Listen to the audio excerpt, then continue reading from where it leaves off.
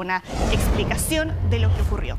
Pero de algo que hemos hablado varias veces, Pati, es de los peligros de la inteligencia artificial, de las consecuencias insospechadas que eso puede tener y que fue lo que pasó en China durante la gala del Festival de Primavera, cuando uno de los robots humanoides, que vemos ahí, el que está de rojo, empieza a embestir contra los asistentes que estaban ahí en la primera fila. Puedo creer. Trató de cruzar primero la valla de seguridad y llegó la policía a tratar de movilizar al robot y que después esto significó... Pero que ya una cosa que quisiera avanzar, a lo mejor por ahí algo se desconfiguró, no sé, pero hace como un movimiento como con la cabeza, como de querer golpear. Eso habría sido algo que se habría desconfigurado en el robot.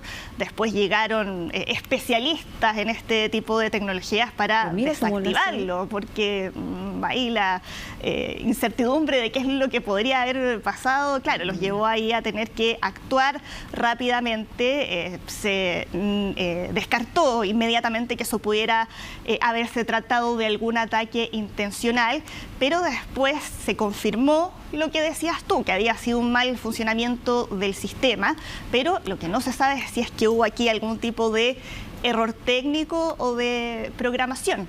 O cómo funcionan estos robots, si es inteligencia artificial generativa, o sea, que implica que no es que tome decisiones, pero que sí va razonando y que puede existir una posibilidad de que no tengas suficiente control de lo que pasa con ese robot. Sí, aquí es un evento en el que se caracteriza por la presencia de varios robots, que los veíamos bailando, por ejemplo, en algunos de los eventos. Este es un evento además que es muy importante para China, de hecho es patrimonio cultural inmaterial declarado por la UNESCO. Pero claro, este incidente es el primero que afecta a los robots que están ahí en este evento cultural en ese país. Bueno, y finalicemos ahora con las imágenes de la erupción de uno de los volcanes más activos del mundo, el volcán Monte Etna, que siempre nos llama internacionales. Así que estés bien. Y sigamos también con este mismo tema porque ayer se informó de 4 buses sin pasajeros, buses vacíos que explotaron cerca de Tel Aviv sin dejar víctimas, sin dejar tampoco personas heridas, pero se está investigando ahora si es que se trató o no de un ataque terrorista. Fueron explosiones que ocurrieron en distintos puntos de una ciudad que se llama Bat Yam, que está cerca de Tel Aviv, y con detonaciones que se registraron en 2 estacionamientos. Rápidamente ahí llegó hasta el lugar la policía y unidades de desactivación de explosivos para buscar sospechosos, ver si es que había además artefactos adicionales. Pero de acuerdo al relato de los testigos que presenciaron el momento de las explosiones, dijeron que habían ocurrido con pocos minutos de diferencia entre la primera y la segunda. Y ya se habla además de algunas personas detenidas. Son 3 los detenidos, serían 2 israelíes judíos, uno de ellos es un taxista, que fueron detenidos por la sospecha de haber llevado a los presuntos atacantes a el lugar donde ocurrieron las explosiones, y hay otros sospechosos palestinos que serían sospechosos de intento de asesinato, pero lo cierto es que están todavía investigando sin saber aún si es que se trató o no de un ataque terrorista. Cambiemos ahora de tema con Estados Unidos y Venezuela, que coordinaron un último traslado de migrantes venezolanos que estaban en la base de Guantánamo. Se trata acá de 177 migrantes que viajaron primero hacia Honduras y después a su país de origen. Hemos visto cómo desde el gobierno de Donald Trump, más allá de que no reconocen a Nicolás Maduro, sí han estado ahí participando de algunas conversaciones, y el gobierno venezolano, a través de Diosdado Cabello, de su ministro del Interior, recibió a los los deportados en el aeropuerto de Caracas. Dijo que los iban a someter primero a exámenes médicos y que aquellos que presenten cargos criminales van a enfrentar a la justicia. ¿Qué es lo que dicen desde el Departamento de Seguridad de Estados Unidos? Es que gran parte de ellos tendría antecedentes penales y habría unos 80 que estarían presuntamente vinculados a el Tren de Aragua. Esa información, independiente de si se llega a confirmar, ¿qué pasa con ellos en cuanto a procesos judiciales o a las cárceles venezolanas? Claro, aquí, bueno, desde el gobierno venezolano dijeron que los que tenían antecedentes penales iban a enfrentar a la justicia, pero acá, según el gobierno de Maduro, algunos de ellos según la versión que ellos dan, habrían sido detenidos de manera injusta, y es por eso que desde hace un tiempo que se habían estado dando estas conversaciones, porque el gobierno estaba pidiendo que fueran repatriados. Ahora, desde el Servicio de Aduanas y Migración de Estados Unidos, después entregaron mayores detalles de lo que fue todo este operativo, que vemos que llegaron ahí en un avión de la aerolínea Conviasa, que es la aerolínea nacional, y que ya fueron entregados, ¿no?, a las autoridades venezolanas, con la pregunta de qué es lo que va a pasar con cada uno de ellos una vez ya en territorio venezolano.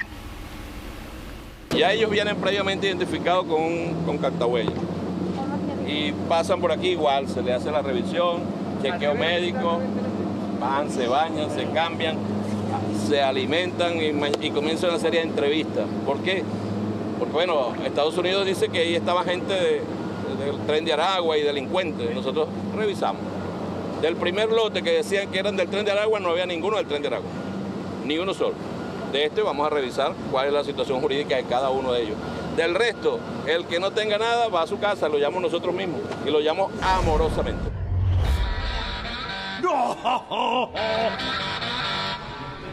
Hi, my friend! How you doing? Good, how's it going? Hey. I have a bracelet for you. Thanks. On the day I was born, when the all gathered right on. Creo que de verdad. Yes. Well, that's cool.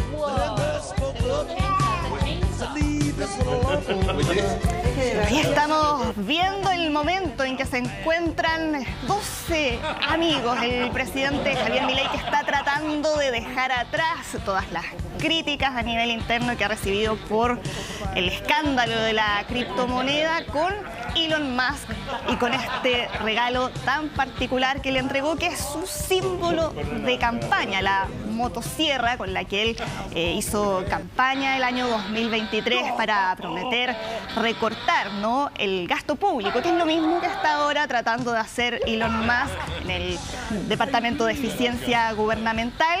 Y en este encuentro que se da en el marco de la Conferencia de Acción Conservadora, la CEPAC, en Estados Unidos, que es la reunión anual que reúne a varios de los líderes de la ultraderecha a nivel mundial. Javier Milei aprovechó además de reunirse también con funcionarios del Fondo Monetario Internacional. Pero lo que queda aquí es ese regalo, la imagen de la motosierra. Elon Musk, que también es un defensor de las criptomonedas. Además. Y ocurre en ese contexto de lo que se está dando ahí en Argentina. Y esta es como la primera actividad pública, así, de estas características más masivas, más importantes, más mediática, después de la entrevista, ¿no? Sí. La entrevista que dio Javier Milei tratando de explicar lo que pasó con las criptomonedas. Claro, y aprovechó ahí hacer este viaje, claro, como una forma además de hacer olvidar ese escándalo que de todas formas aquí va a seguir dando que hablar en Argentina. Pero esta motosierra, que es una réplica de la que tiene Javier Milei en su oficina, que tiene además la frase característica del presidente argentino, viva la libertad, carajo. Ellos participaron ahí de las actividades que están contempladas en el marco de la CEPAC. Primero se reunieron ahí en un centro de convenciones, como veíamos en las imágenes del momento en que se da el encuentro.